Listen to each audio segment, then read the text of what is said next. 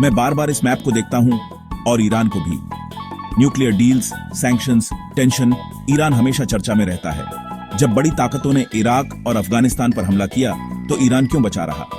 इसका जवाब है भूगोल, मिलिट्री पावर और नेशनल आइडेंटिटी। ईरान की कहानी पहाड़ों, रेगिस्तानों और तेल में लिखी गई है। ये देश अपने लैंडस्केप और पॉलिटिक्स को हथियार बना चुका है। आज जानेंगे ईरान को दुनिया का फोर्ट्रेस नेशन क्यों कहा जाता है। चलिए शुरू करते हैं। ईरान टेक्सास से लगभग दोगुना बड़ा है, लेकिन यह कोई खुला मैदान नहीं है। एल्बोर्ज और जैग्रोस पहाड़ों से घिरा हुआ ईरान अटैकवरों के लिए एक घातक चैलेंज है। पहाड़ों के बाद दश्ते कविर और दश्ते लूट के रेगिस्तान दुनिया के सबसे कठोर इलाकों में से हैं। ईरान की नेचुरल डिफेंस उसकी सबसे मजबूत लेयर है। भूगोल तो बस शुरुआत है। ईरान की आर्मी मिडिल ईस्ट की सबसे बड़ी है, जो क्रूर ईरान इराक युद्ध में बनी है। वे पारंपरिक हथियारों में सुपर पावर्स का मुकाबला नहीं कर सकते, इसलिए मिसाइलों और असिमेट्रिक टैक्टिक्स में निवेश किया है। उनके मिसाइल पूरे क्षेत्र में हमला कर सकते हैं, किसी भी अटैकर को रोक सकते हैं। स्ट्रेट ऑफ हॉर्मुज, जहां से दुनिया का 5वां हिस्सा तेल बहता है। ईरान की नेवी इस चोक पॉइंट को बाधित कर सकती है, जिससे ग्लोबल इकोनॉमी हिल सकती है। संघर्ष की कीमत ग्लोबल है, यही डेटरेंट है। ईरान सिर्फ युद्ध के मैदान पर ही नहीं, बल्कि परछाई में भी लड़ता है। हिजबुल्लाह इराक और सीरिया में मिलिशिया और यमन में हाउथी जैसे प्रॉक्सी ग्रुप्स के जरिए ईरान अपनी पहुंच अपनी सीमाओं से बहुत दूर तक फैलाता है। ये प्रॉक्सी प्रतिद्वंद्वियों को उलझाते हैं और सीधे युद्ध का जोखिम उठाए बिना बदला लेते हैं। साइबर वॉरफेयर, बुनियादी ढांचे को निशाना बनाना और दुनिया भर में अराजकता फैलाना, और आपके पास एक लगातार अप्रत्याशित खतरा है।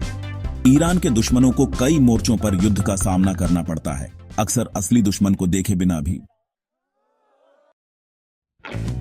ईरान की सबसे बड़ी ताकत उसके लोग हैं। हजारों सालों की विरासत ने ईरानी पहचान को मजबूत किया है। विदेशी आक्रमण पर देश एकजुट हो जाता है, जैसा ईरान इराक युद्ध में हुआ था। अटैकवरों को सिर्फ सेना ही नहीं, बल्कि तैयार जनता का भी सामना करना होगा। 85 मिलियन लोगों के इस राष्ट्र को हराना आसान नहीं। असली लड़ाई इनिशिएटिव गोली के बाद शुरू होती है। ईरान पर हमला करना सिर्फ एक मिलिट्री जुआ नहीं है, यह एक जियोपॉलिटिकल माइनफील्ड है। एक युद्ध सीमाओं के पार फैल जाएगा, अमेरिका के सहयोगियों जैसे सऊदी अरब और इजराइल को धमकी देगा और इराक को अस्थिर करेगा। रूस और चीन, जिनके ईरान में गहरे हित हैं, इंटरवेंशन का जबरदस्त विरोध करेंगे, संभवतः समर्थन भी देंगे। यही कारण है कि दुनिया आक्रमण के बजाय सैंक्शंस, डिप्लोमेसी और प्रॉक्सी संघर्षों पर निर्भर करती है। जोखिम बहुत ज्यादा है। हर बड़ी शक्ति जानती है कि ईरान के साथ युद्ध नियंत्रण से बाहर हो सकता है। स्टेक्स ग्लोबल हैं। अमेरिका के अफगानिस्तान और इराक पर इन्वेजनों ने दिखाया कि किसी देश को जीतना और नियंत्रित करना कितना मुश्किल है। ईरान इन दोनों से भी बड़ा, ज्यादा आबादी वाला और ज्यादा एकजुट है।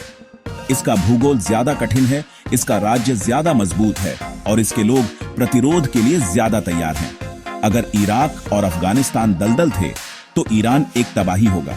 यहां एक विद्रोह में लाखों लोग शामिल हो सकते हैं, जो दशकों तक चलेगा। सबक स्पष्ट हैं, ईरान पर हमला करना और कब्जा करना घातीय रूप से ज्यादा मुश्किल होगा। इतिहास इसके खिलाफ चेतावनी देता है।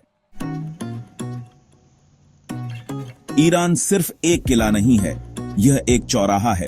यह मिडिल ईस्ट, सेंट्रल एशिया और साउथ एशिया को जोड़ता है, महत्वपूर्ण व्यापार और ऊर्जा मार्गों को नियंत्रित करता है। सदियों से यह सिल्क रोड का दिल था, आज यह शक्ति के नए गलियारों के केंद्र में है।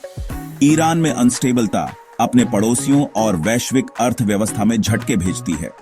यहां कोई भी संघर्ष रीजनीय संतुलन को ध्वस्त करने का जोखिम रखता है।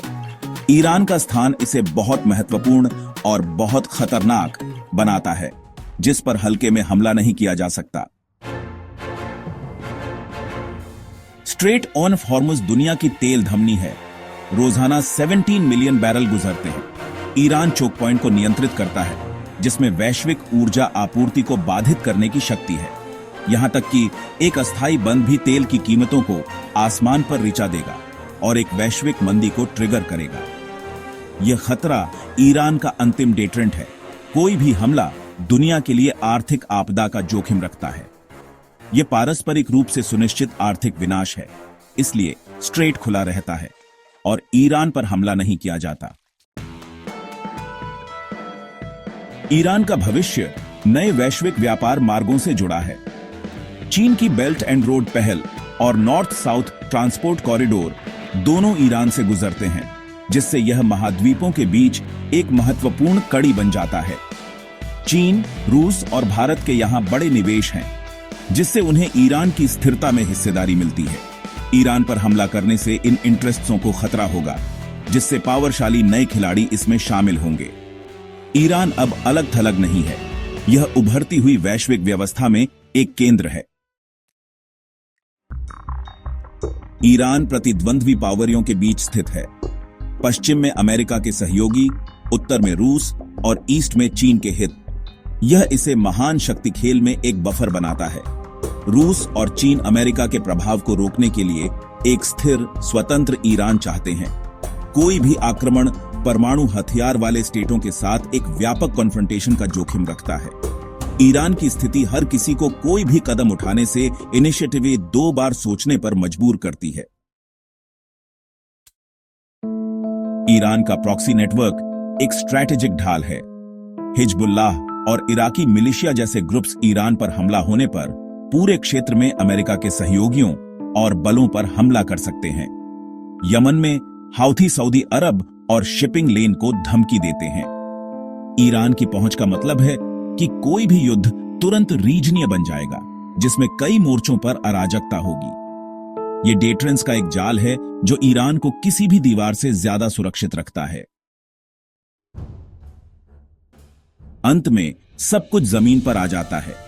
ईरान के पहाड़ और रेगिस्तान सिर्फ बाधाएं नहीं हैं, वे डिफेंस के लिए फोर्स मल्टीप्लायर हैं। वे हाईटेक वॉरफेयर को कम प्रभावी बनाते हैं और डिफेंडरों को छिपने और हमला करने के लिए अनगिनत जगहें देते हैं। यह भूगोल ईरान की रणनीति और उसके लोगों की मानसिकता को आकार देता है। जमीन खुद ईरान की सबसे बड़ी सहयोगी है, इसलिए सदियों से संभावित विजेताओं ने मैप को देखा और दूर चले गए। ईरान पर हमला करने का मतलब है असंभव इलाके, एक एकजुट आबादी, एक पावरशाली सेना और वैश्विक अराजकता का सामना करना। लागत बहुत ज्यादा होगी, सैन्य, आर्थिक और राजनीतिक रूप से।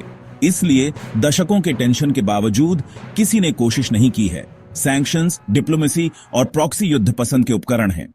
ईरान के साथ सीधा युद्ध अजेय है। किला खड़ा है अभी के लिए।